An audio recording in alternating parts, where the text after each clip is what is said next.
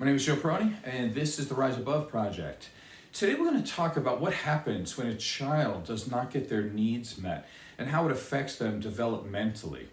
Now, as we're going through this show, one of the things I want you to at least keep in mind is how much the word narcissism is used today.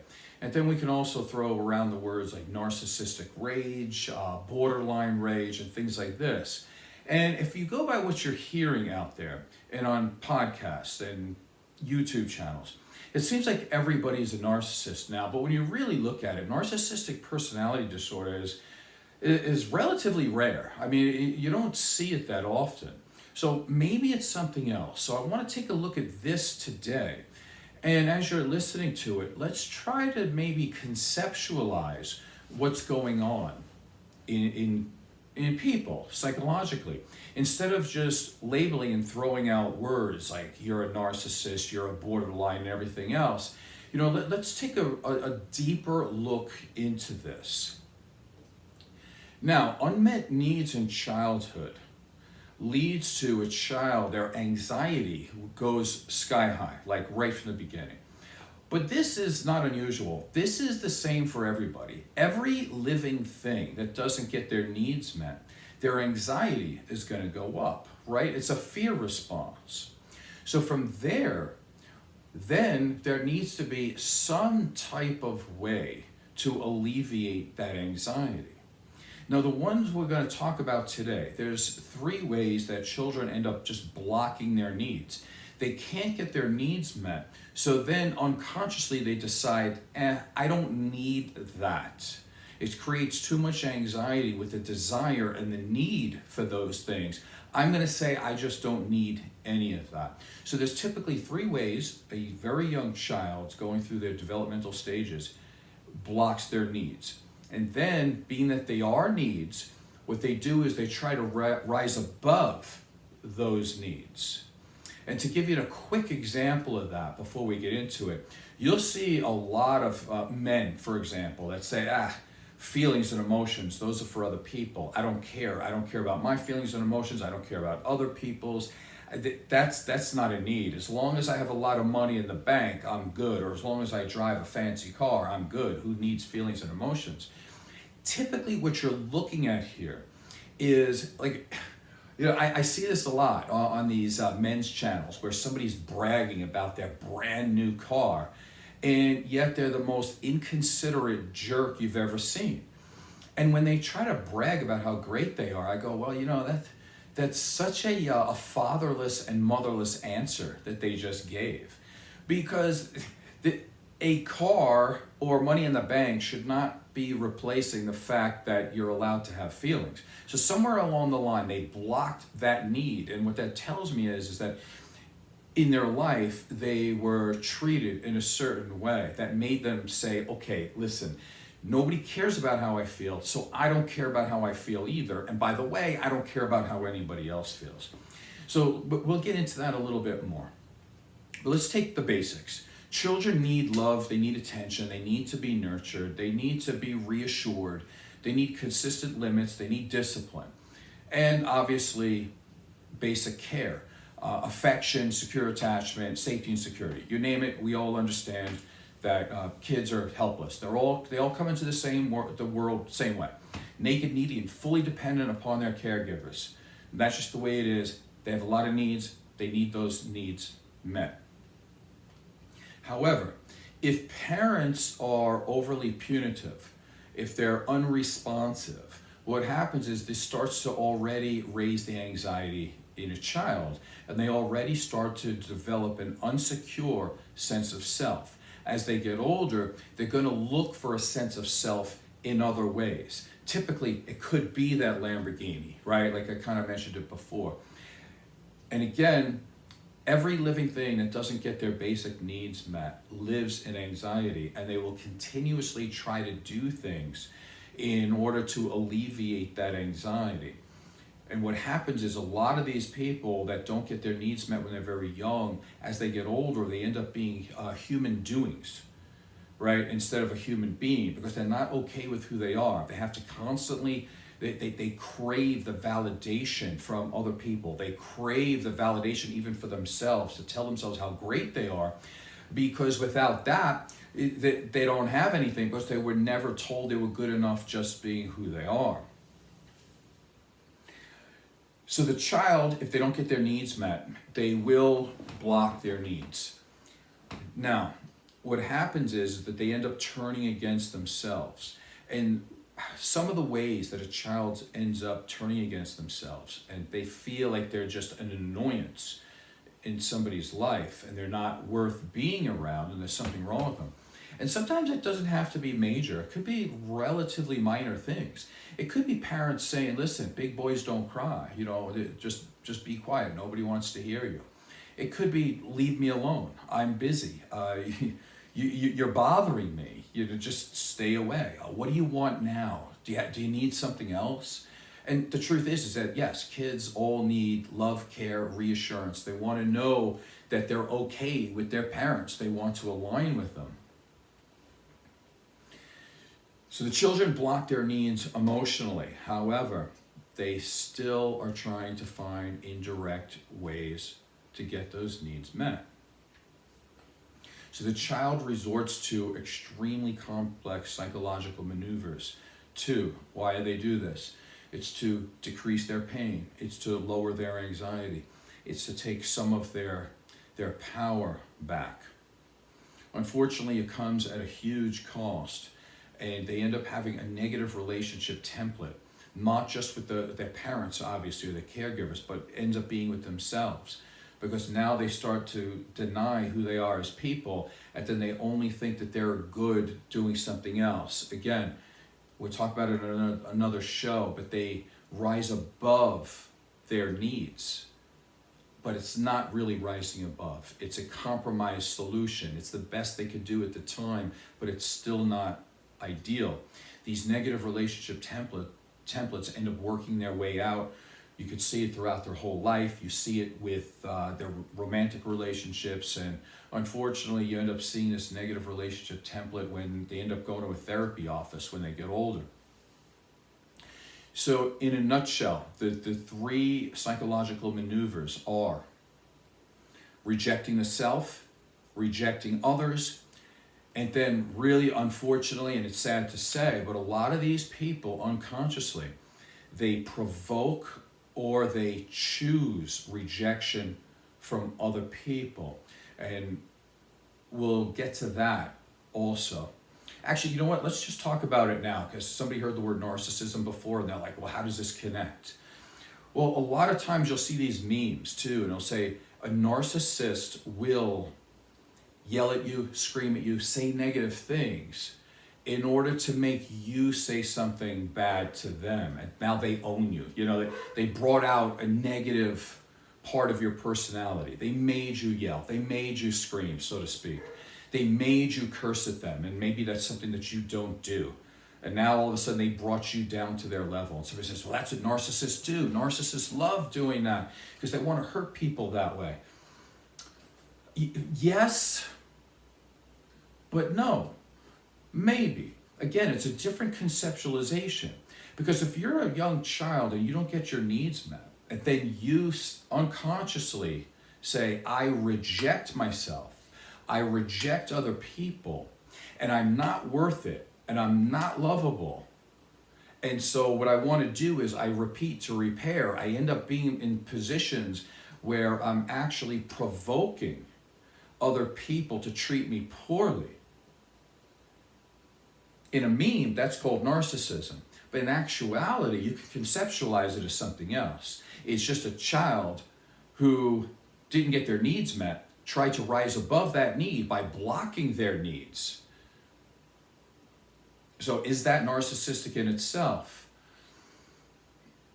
Probably not. No, it's just a very infantile way of dealing with their feelings and emotions, when you see an adult doing this.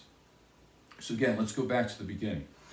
There are three maneuvers. Rejecting the self. Why do children reject themselves? Again, all children come into this world the same way. naked, needy, and fully dependent upon their caregivers. If there's a break in the attachment and they're not getting what they need, the mirror that they're looking at, because us as adults, we see a mirror and we go, oh, is my hair okay? You know, that kind of thing. A child's mirror are their caregivers.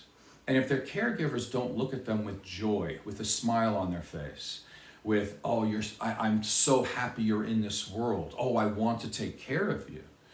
And what they see is a really stressed out, anxiety-riddled, annoyed parent that's like, oh, this kid gets in my way. It's so annoying to me.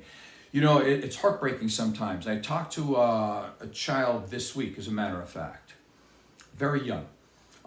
Very verbal, though.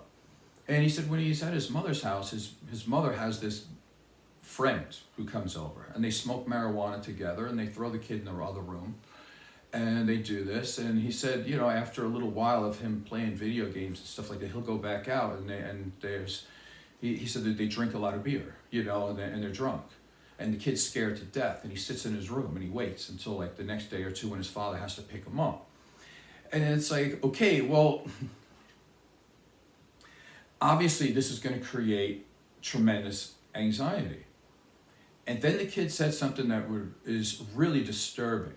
Besides, I mean, all the other stuff is disturbing too, but this is even more disturbing. He stated,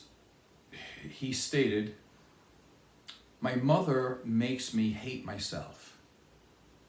And I asked him about that, right? Because every person is an individual. Unfortunately, although everybody's an individual, it seems to follow the same trail, you know, when you study psychology. So I knew he was going to say something like that, right? Because he has no attachment with his mother, and he's treated poorly, and he's thrown out like the trash. And so he feels poorly about himself. Again, this is the first way that a child who can't get their needs met, they block their need. And so what he did was he rejected himself. Again, the statement is, she makes me hate myself. He hates himself. He doesn't feel like he's good enough. If he was a better child, if he was a smarter child, if he was a little more handsome, if he was just something different that he can't even understand at his age, his mother wouldn't be calling a friend to do drugs with or get wasted with and throw him in another room, right? So he doesn't say, my mother's a screw up. What he says is, something's wrong with me. Because his mirror is the mother. And the mother couldn't care less about him and is trying to entertain different men when she's supposed to be watching him. So again, it makes him feel like, well, what do these guys have that I don't have? Why does she pay attention to them but not me? It's gotta be me. He's too young to understand that it's an issue with her, not him. So unconsciously, because he's not getting his developmental needs met, the first thing that is in his power is to reject himself, because he can't understand how a mother who gave him life couldn't care less if he's alive or dead. So he says to himself, I don't care if I'm alive or dead either. So he rejects himself. Something's wrong with me. Everything's wrong with me. I'm not lovable. I'm not worthy to be cared about. And in some interesting way, that lowers his anxiety because he doesn't have the expectations of being loved. And so very, very sad of what happens, of how these young children do this. So again, his anxiety comes down because he has lowered his expectation. He doesn't expect his mother to love him because he buys into the thought that he's not lovable. He rejects himself. That's number one. Number two, difficult psychological maneuvers that children do unconsciously. Number two, they say and do to others what was done to them. And you can see at a very young age, many, not all, but they can get very violent, they can get very angry, and they treat others the same way that they were getting treated. Now, as they get older, what happens? It affects all their relationships, right? It becomes very dysfunctional because people like this, they've already rejected themselves. That's number one. Or if they haven't done that, which most likely they did, what they're also going to do is they're going to recreate the damage that was created with them.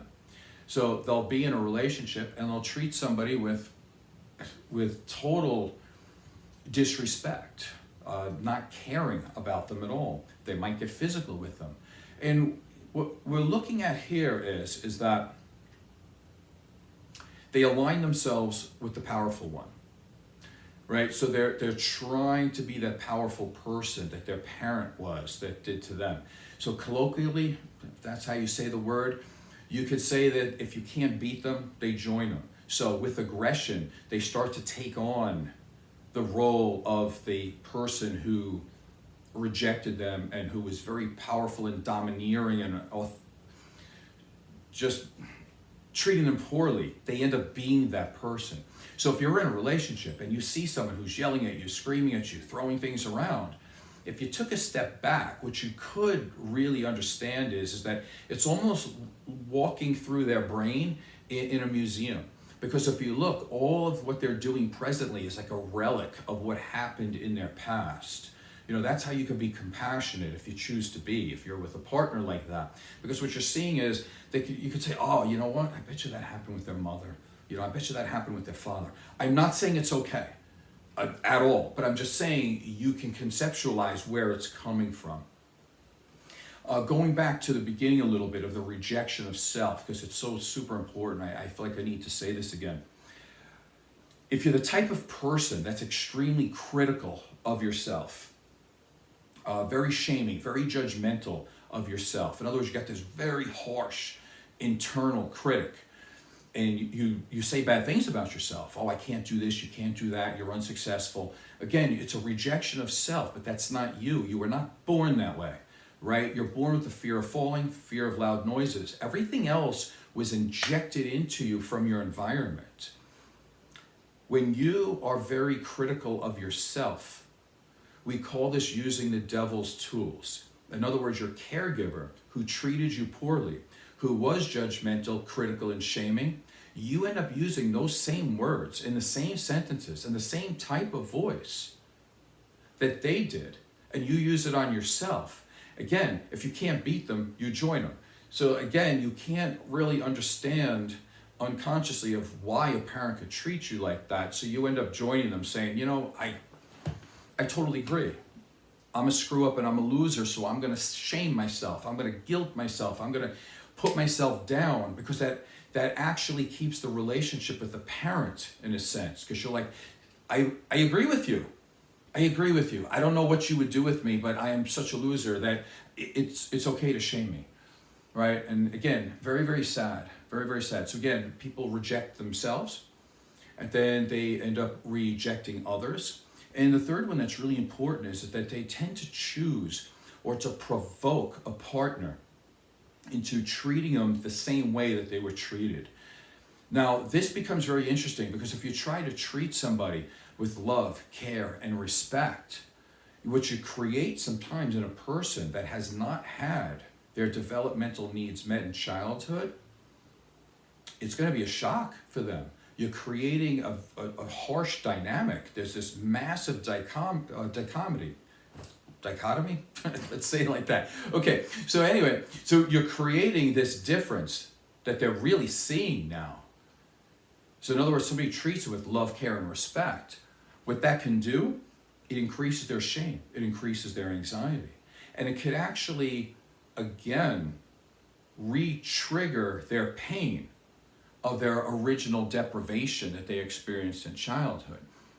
So it's very difficult to get through this. This is why people have to work on this. Instead of just pointing a finger saying, you narcissist, you borderline, you histrionic, you can go back over this and go, okay, well, some of that may be true, may not be true. I don't know, but I don't know if it's incredibly helpful when you're in a relationship to point fingers and just name call, right? Like, actually, I do know the answer to that. It's not helpful at all.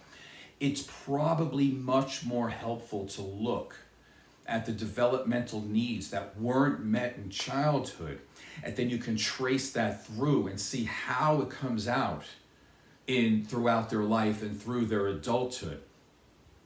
Because again, what you're seeing is they're trying to block their original needs, and they are repeating the same patterns over and over again.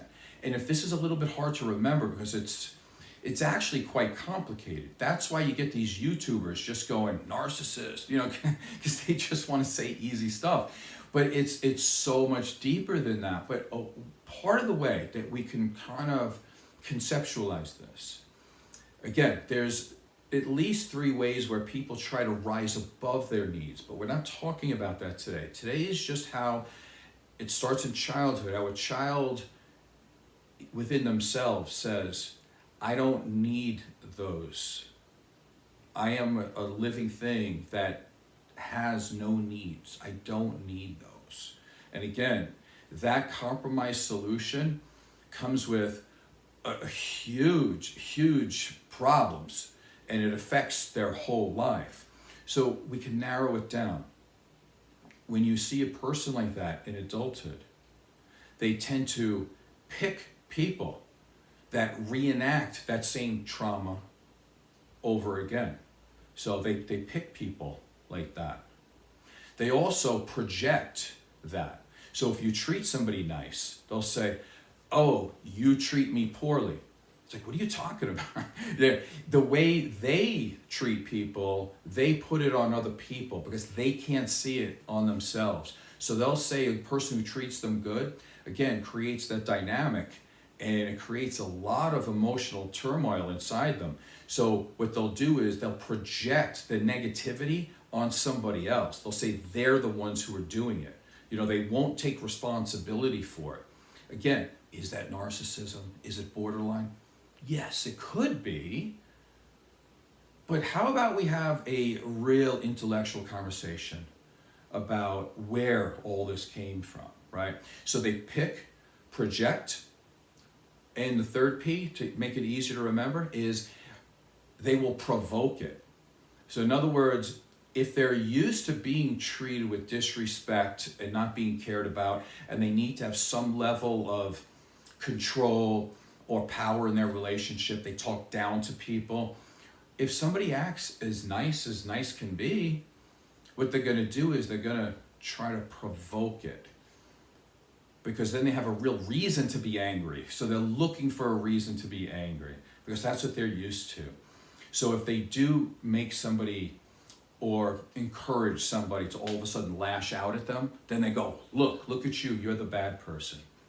So again, to finish this up, all children have developmental needs. We went over those. If those needs are not met, and those are needs, what they'll do is psychologically, a child unconsciously will say, I don't have any needs. And they do this by saying that they're not deserving of it. And this is why you see kids who never got their needs met when they're young. They tend to be angry. They tend to be, they have no self-esteem. They don't think much of themselves because they don't think they deserve love. And then they end up having relationship after relationship where they pick somebody that treats them very poorly, or they're in a relationship and they treat other people poorly, or they're in a relationship and by luck they end up being with somebody nice, loving, and caring, and they end up trying to do everything possible to provoke that person into being a bad person because it makes them feel comfortable. And in a sense, they're trying to repeat the same negativity to repair it in some way. And so they're trying to figure out the solution to their childhood problem by working it through with the adults in their life as they get older. So I hope today's show was valuable to you in some way. My name is Joseph Peroni, and this is the Rise Above Project. Please subscribe and tell a friend. Thank you.